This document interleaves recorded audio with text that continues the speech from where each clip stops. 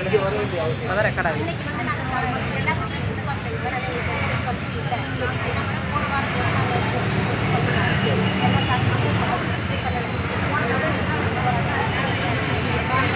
சிவானந்த சாலை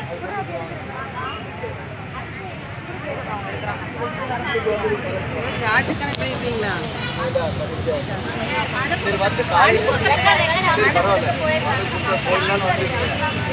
நிர்வாகிங்க ஒரு 10 பேர் வந்துருக்கலாம்.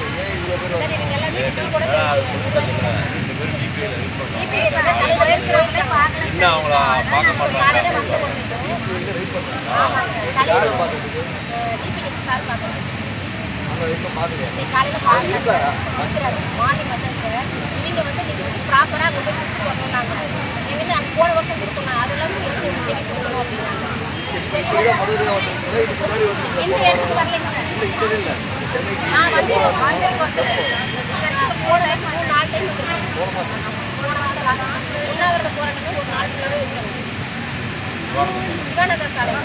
அதே மாதிரி ஒவ்வொரு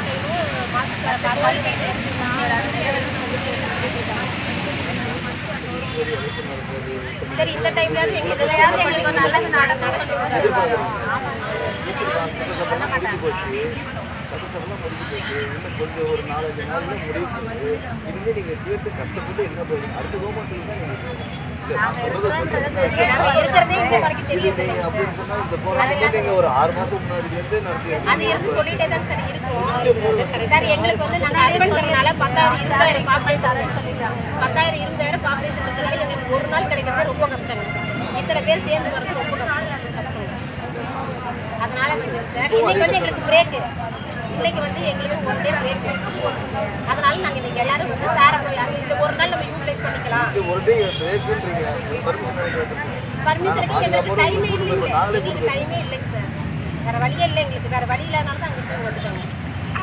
என்ன விஷயம்னா இப்போ அங்கே எங்களுக்கு வந்து சேலரி வந்து அங்கே பண்ணிட்டாங்க.